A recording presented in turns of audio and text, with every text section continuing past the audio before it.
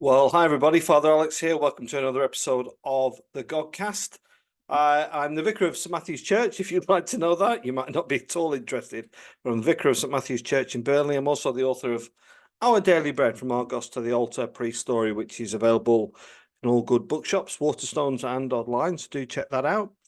My guest this week on the Godcast is Mark Russ. Now, Mark is a Quaker. He's a theologian from the Quaker denomination of the church. And so it's going to be very interesting to listen to Mark to tell us and help us understand a little bit about his faith and his tradition and the denomination which he is a part of.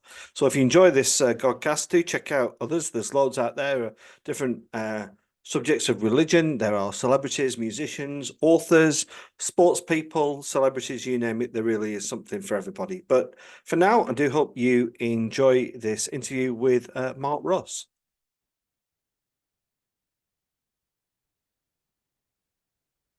Well, I'm delighted to say that joining me on the Godcast this week is Mark Russ. Mark is a Quaker. He's a theologian. He's a writer. He's a blogger.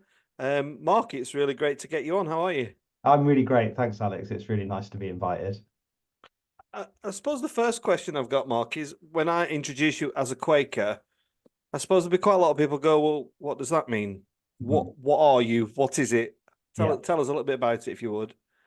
So Quakerism began as a Christian sect in the mid 17th century in England during the sort of crisis of the Civil War, the English Civil War. And then it moved to North America and then to the rest of the world. And so even though it started in England, the average Quaker today globally is a Black African evangelical Christian, which can sometimes be a surprise to English Quakers. But the kind of Quakerism you get, and there's lots of different varieties of Quakerism now. Quakerism has only been around for sort of 350 years, and already there's lots of different kinds of Quakerism in the world. But the sort of Quakerism you get that I'm familiar with in Britain is recognizable by its silent worship. So if you were to go to a Quaker meeting, so we don't talk about church, we talk about going to meeting. If you went to a meeting for worship at a Quaker meeting house, you would sit in silence, probably for an hour with a group of people, probably in a circle or in a square. And during that hour of silence, you would see probably you'd have at least one or two people speak into that silence during that hour. So when people feel moved to speak in that silence, they're free to sort of give what we call vocal ministry. So they're able to speak into that silence. So the idea is that together in that silence, we listen to the spirit of love and truth. And that spirit may have something for the whole gathered meeting to hear and learn from. And so that spirit can speak through anyone. And so we don't have particular people who have that role of speaking the words of the spirit to the rest of the group. Anybody might be given those words to speak. So there's no priest. There are kinds of hierarchies like you get in any group of people, but sort of officially there's no sort of institutional hierarchy. We also don't have sacraments in the way you might experience in say in the Church of England, like the bread and wine of the Eucharist. We have this idea of the whole of life being sacramental, and so the spirit can work through bread and wine, but the spirit can also work through lots of other means, and particularly it can work internally, sort of spiritually within the individual and within the worship of the group. So those are sort of things you would might notice as being quite different to, say, a Church of England service. Yeah. And is this something that you've grown up with? Is this were your family Quakers, or is this something that you kind of found for yourself? Just tell us a bit about your your journey with being a Quaker, Mark? Yeah, so I grew up in a non-religious family. My dad has been an atheist for a very long time.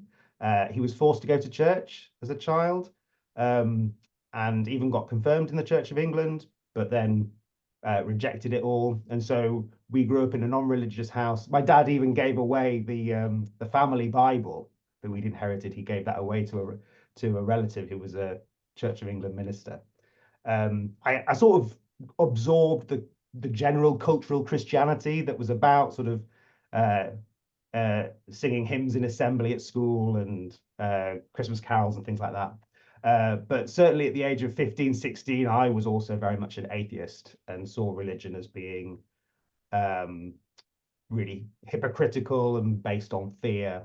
But then when I was 17, I came out as gay, or started the process of coming out as gay. And I that experience of coming out about my sexuality was also accompanied by a kind of coming out spiritually. Like, it was accompanied finally by accepting my whole self. It was like I was able to accept the spiritual part of myself, and I was having religious experiences, or experiences that I sort of could only really explain by using religious language.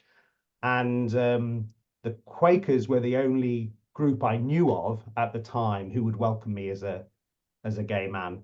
I also didn't need to believe anything in order to go along to Quaker meeting, because Quakers in Britain are very there's a lot of freedom in terms of theology, in terms of how you interpret what's going on in a Quaker meeting for worship. So it was the Quakers offered me a really good space to explore. I did A-level history, and one of the things we focused on was the English Civil War. And I still remember the teacher talking about how difficult the Quakers were to debate with, because they didn't believe the Bible was the last word. And one of my closest friends at school was a fundamentalist Christian, the sort of Christian for whom even Catholics are going to hell. And I sort of just assumed that if I was going to be a Christian, I'd have to be like him.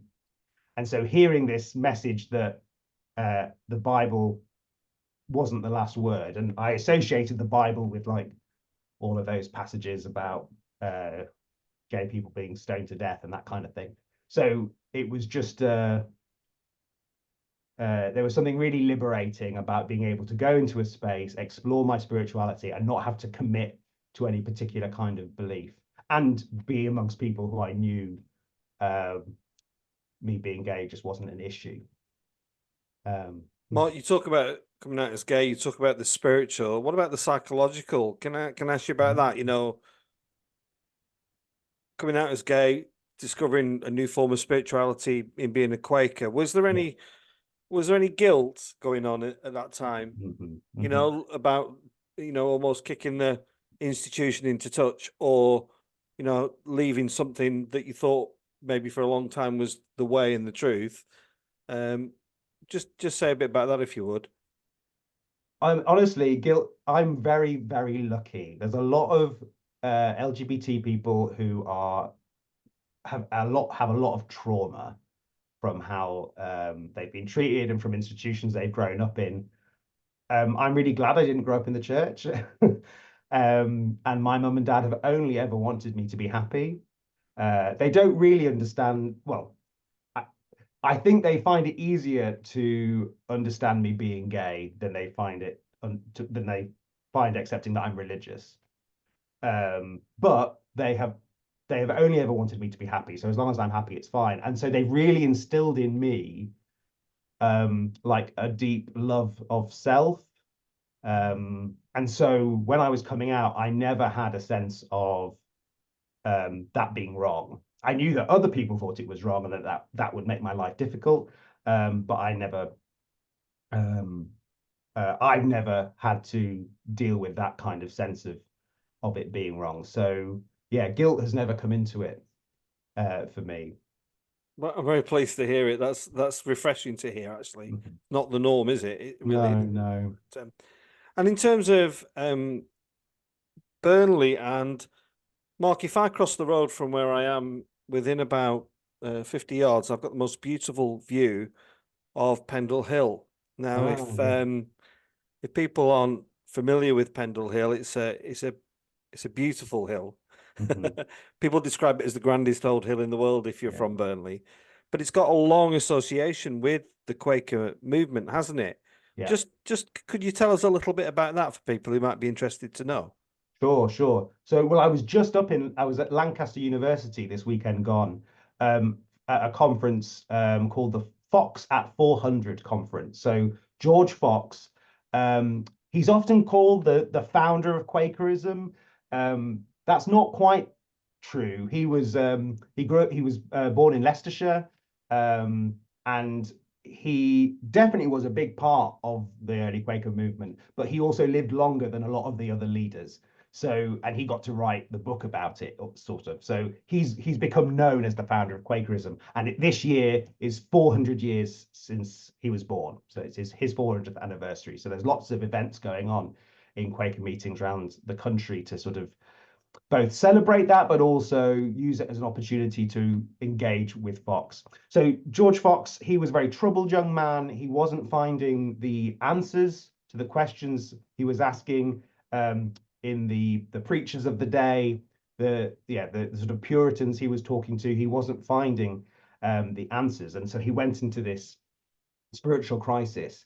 And then he had an experience of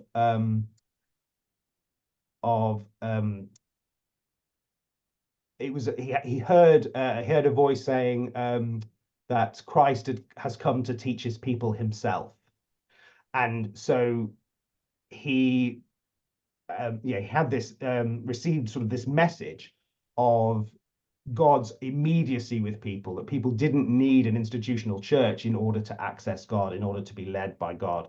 And so he sort of went off traveling um, with this message, and he encountered lots of groups who have been called seekers. So people who were also disillusioned with the other forms of Christianity that were on offer, and had started meeting in silence, waiting for the way to be revealed. And Pendle Hill, I think, is where George Fox, he talks about this in his journal. So he wrote he wrote a journal describing his life. And one of the very famous parts of his journal is when he climbs Pendle Hill, and he talks about having a vision of a great people waiting to be gathered, and that is seen as the sort of the birth of the Quaker Church. And it happened in 1652, and so in the northwest of England, where there's lots of sites connected with the birth of Quakerism, such as Pendle Hill, such as Swarthmore Hall near Ulverston, Brigg Flats Meeting. That area is known as 1652 country. And there's tours you can go on and see these various sites. So Pendle Hill is a very as well as having its stories of witchcraft associated with it, it's also got the stories of the birth of Quakerism associated with it. Very important site in Quaker history. Yeah, and I understand each Easter morning there's a pilgrimage, lots of Quakers Mhm. and go up the hill. It's a lovely place to visit if anybody's in Lancashire. And Mark, if we could just get down into a bit of the theology then of being a Quaker. So, Sure. um, you know, for example, is the Quaker movement, is it Trinitarian? Mhm. Just tell us a Oh, bit about that and how that reveals itself in within. I nearly said the church, but yeah. we don't use that term. Okay. So so talking about Quaker theology is there's a lot of things that make it quite tricky, because Quakers have there's long been a kind of taboo around talking about Quaker theology right from the very beginning. And because people like George Fox, so one of the things George Fox is famous for saying, he said um, that you don't have to be bred at Oxford or Cambridge to be a minister of God. So he was very, there was almost a kind of anti-intellectualism, or a sense that it wasn't your academic training that made you a suitable minister of Christ. And theology was also seen as something very divisive. It was thought of as the things that Christians argue over when they should be in unity. So talking about the Trinity, Quakers rejected the label of they didn't talk about the Trinity because they saw that well, firstly, the Trinity is not a word that is found in the Bible, and they were that was one of their sort of reasons why they rejected talk of it. At the same time, when you read their writings, and even though they were sort of anti theology, they wrote a lot of theology. They were publishing lots of pamphlets and tracts, and so they were doing theology all the time in a kind of reacting to their critics. So they were sort of producing the theology to sort of make their case to their many critics. When you look at their theology, they were pretty much Trinitarian. Like they shared a lot of theology in common with the wider Puritan culture around them. So Quakers, I would say, in historically and globally, Quakers have been generally have held quite mainstream Christian beliefs, particularly Protestant Christian beliefs. And that's still the case globally today. Quakers in Britain have, at the beginning of the 20th century, there was a big shift in Quaker theology. In the 19th century, Quakers were really influenced by like Methodism, the evangelical revival movements, and so got really into evangelical Christianity. At the end of the 20th century, end of the 19th century, beginning of the 20th century, Quakers became really influenced by liberal Anglican theology. And that started a shift. Well, one of the major decisions they made was that the Bible wasn't necessary for God's revelation. Experience, they decided that the experience of God, your experience in meeting for worship, was sufficient. And that set Quakers on a trend where I think from the 1960s, in the 1960s, it was decided that you didn't necessarily need to be a Christian in order to be a Quaker. This maybe intensifies in the 1980s, and Quakers start to become more and more what Quakers call universalist, what maybe theologians might call pluralist, so believing that there's no one religion that has a monopoly on the truth. And then in recent decades, Quakers have also started to differ on whether God has a role in Quakerism. So there are Quakers who describe themselves as non-theist, and so God language isn't very meaningful to them. So Quaker theology in Britain today is very diverse. I would describe it as post-Christian pluralism. I think that brings with it lots of challenges, but that's the kind of landscape that we're currently in. So where do you fit in all that, Mark? I mean, you probably knew that was coming because you hear lots of references to they. This is what they. Where do you fit into that equation? Yeah, you caught me out. So I said earlier that Quakers gave me the space to explore my beliefs. They didn't require me to believe anything. And I've been a member of the Quakers, also known as the Religious Society of Friends. I've been a member of the society for 20 years now. And during maybe that first decade, I discovered Christianity. I had to read a lot of books about it first. The John Shelby Spong, Marcus Borg, those were sort of the names of the people I was reading at the time that opened a door for me. I met my husband, who was a Christian, is a Christian. And I started going to the Greenbelt Festival. I did a course called Workshop, run by a guy called Noel Mools, which was a sort of 2-year course in applied Christian studies, but it was originally set up to provide sort of theological education to the house church movement. But I did that course, and that was my first that was what first got me excited about theology. And we did one of the weekends we did was on eschatology. So that's theology of the end times, of what happens at the end after we die, etc. And it just got me so excited.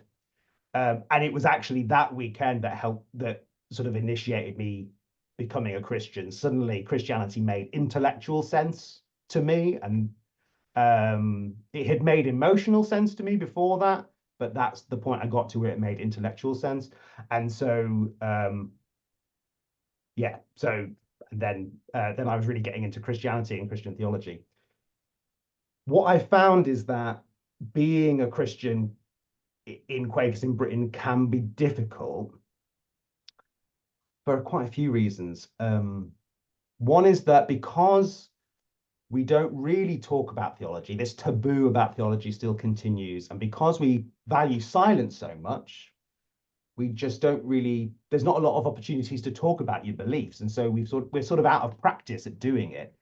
And that also means that I think I've reached a point where sometimes I feel like people don't understand the language that I'm speaking. We don't really, I wonder what our shared language is. With so much difference in our theology, what is our shared language, especially when Quakers say things like, we should get rid of the word worship because that's alienating. And I think, oh, if we're not worshiping, I don't think I want to do it. Or if God is optional, I don't know how that doesn't make a lot of sense to me. I don't know what we're doing together. And well, in some ways, Mark, it's quite comforting to know that we're not the only church who's got these kind of debates and discussions. But so we've established that you identify as a Christian. Is that fair? yeah. So if I could just push you, and I understand this is your view and it's not everybody's, and we're all entitled to a view. So if I said to you the Bible is what, how would you respond to something like that? So I see the Bible as a sort of shared resource for us to argue over. So my favorite description of Christianity is by a theologian called Catherine Tanner, who said that the only thing that has united Christians for the last 2,000 years is arguing about what it means to be a Christian. And in a way, it maybe is deceptive to talk about Christianity in the singular. When you look at the history of Christianity, it's probably more truthful to talk about Christianities. And so I think you're a Christian if you are involved in the argument, if you have sort of skin in the game, if it's an argument you're invested in. And so the Bible is part of the landscape. It's part of, I don't know, I like to think of a box of Lego bricks. Like the Bible is part of our box of Lego bricks, and it's a resource for us. It's material for us to build something out of that works today. It's something for us to wrestle with and argue over. I don't see the Bible as, I have quite a low theology of the Bible. So for instance, when Christians who are affirming of LGBT people find ways to sort of reinterpret those passages in the Bible that other people use as part of an anti-gay agenda. I mean, I'm happy that they're doing that work, but for me, I don't need to be, that's not an important thing for me. I don't look to the Bible to tell me about sexual ethics. Like my experience of being a gay person is all I need for me to know that it's good. And I guess that's, even though I maybe don't fit so much with Quakers today, that real emphasis on my own experience definitely is part of my Quakerness. I think it's a really interesting point that you've raised. I'm a liberal Catholic, and I think what you've said there about Christians finding ways to, I'm on the General Synod, which is the governing body of the Church of England. I'm an inclusive church member. I run an inclusive church. You're right, Mark. I do look to the Bible to find ways to kind of counteract the biblical argument from the conservative right. Maybe I need to stop doing that. I think you've just opened a little key there for me a door to explore. So if your theology of the Bible is quite low, I suppose it's only natural that I ask you about what is your interpretation and feeling, spiritual relationship with Jesus about and like. Mhm.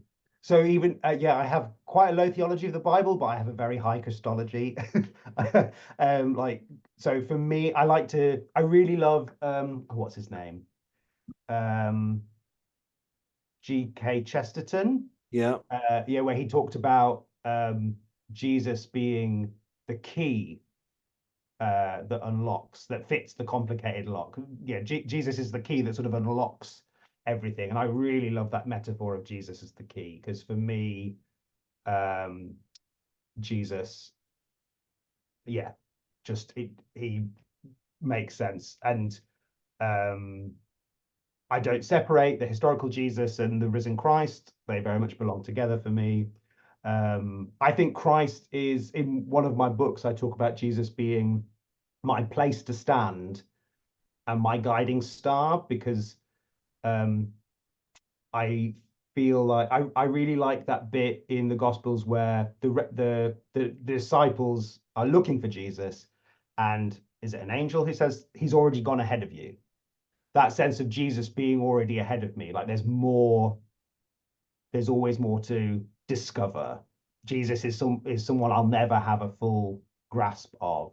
Um, so yeah, that sort of combining that sense of having my feet firmly planted on the ground, but that the horizon is always expanding. yeah. Gosh, Mark, this podcast has flown by, and I do want to allow a few minutes to just talk about the books that you've written. But I do have one last kind of theological question, and that is, you touched on eschatology. What is the end game? Are you a heaven and hell believer?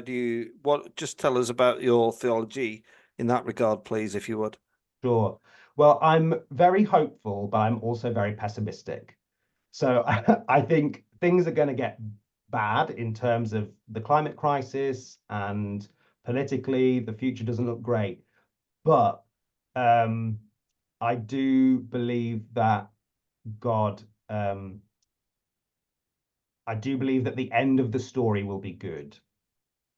What I don't know what the end of the story has not, the end of Christ's story has not been written. But God is the author, and so the end will be good.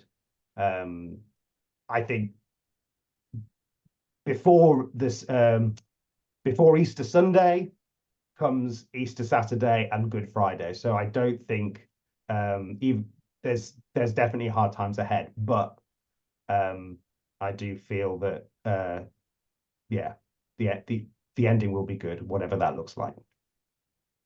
I see a lot of similarities between your thinking and mine, and I'm thinking maybe I should jump ship and join and join. And I'm sure there's some Church of England members out there thinking I wish you would. But Mark, just to finish, just tell us about the books that you've some of the books that you've been working on or you've written, and Sure. and feel free to signpost them and plug your wares. Oh, with pleasure. So my first book, I'll just yeah. So my first book is called Quaker-shaped Christianity: How the Jesus Story and the Quaker Way Fit Together, and that came out in 2022, published by Christian Alternative, and it's the sort of result of all the conversations I've had with other Quakers about my Christianity. So it's explaining my Christianity from a Quaker perspective and how my understanding of Christianity fits and grows from an understanding of Quakerism. So it's proved really popular in both in the UK and in North America. And so if you want to kind of if you want to know what Christianity can look like from a Quaker perspective, then do check it out. My next book, which is coming out this November, is called The Spirit of Freedom: Quaker-shaped Christian Theology. I've made, yeah, Quaker-shaped Christianity is like my brand. And I'm really proud of this book. I think it's even better than my first one. And it's in 2013, I started a blog called Jolly Quaker.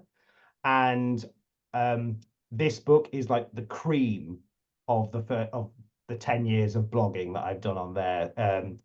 Various essays collected together, updated, and arranged thematically.